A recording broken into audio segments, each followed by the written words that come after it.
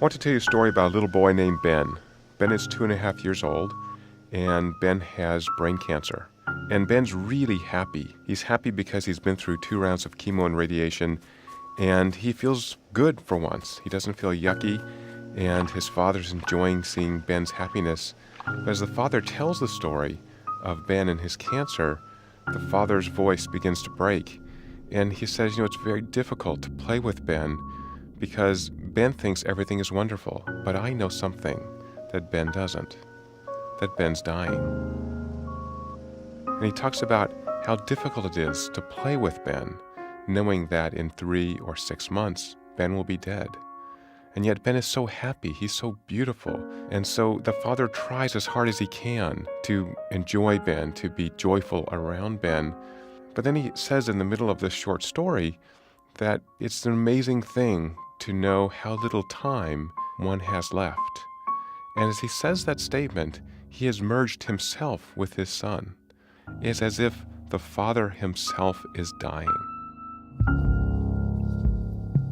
So in my laboratory, we've studied this story extensively. And what we found is that 2 primary emotions were elicited. One is distress, and the other is empathy. At the same time, when we asked people what they felt after the story was over, we really couldn't get very clear answers. So we began doing other studies on this story. So we took blood before and after, and we found that the brain produced 2 interesting chemicals.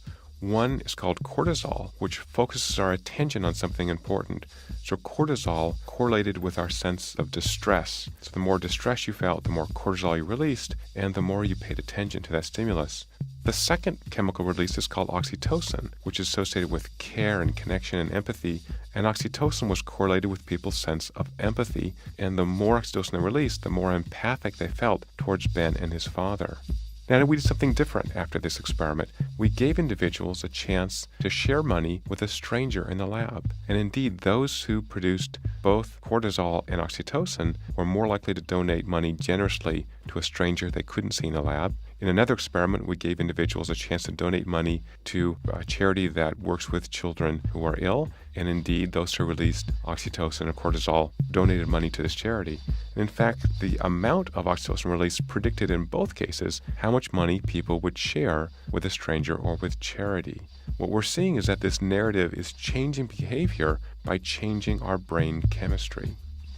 So we decided to go a little further and ask, could we actually predict before they watched the video who would donate money to charity?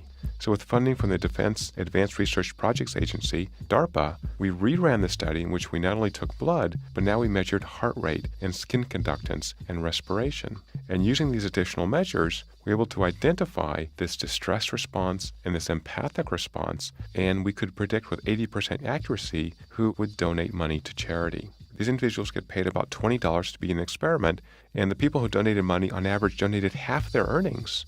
So we began to investigate this story further. We used functional brain imaging to identify the regions in the brain that were most active while watching that video compared to a control video in which Ben and his father were at the zoo. And what we found was that the most active areas for the emotional story were areas in the brain associated with theory of mind or understanding of what others are doing, and areas that are rich in oxytocin receptors that make us feel empathy. And guess what happens when you watch 100 seconds of a father and son at the zoo? Nothing happens and people just blank out. There's no reason for them to attend to this information because nothing's happening. There's nothing exciting. It's important to understand that stories have to have this particular structure. 150 years ago, a German theorist named Freytag called this the dramatic arc. So there are particular story aspects that go into making an effective story: exposition, rising action, climax, falling action, and then this denouement. The story of Ben and his father talking about knowing his son is dying has those aspects. It captures their attention. There's a coming climax. How can Ben's father actually engage with his son in this wonderful, relaxed, playful way, yet knowing that his son will die soon? It seems like there may be a universal kind of story structure. So stories are powerful because they transport us into other people's worlds, but in doing that, they change the way our brains work and potentially change our brain chemistry. And that's what it means to be a social creature, is to connect to others, to care about others, even complete strangers.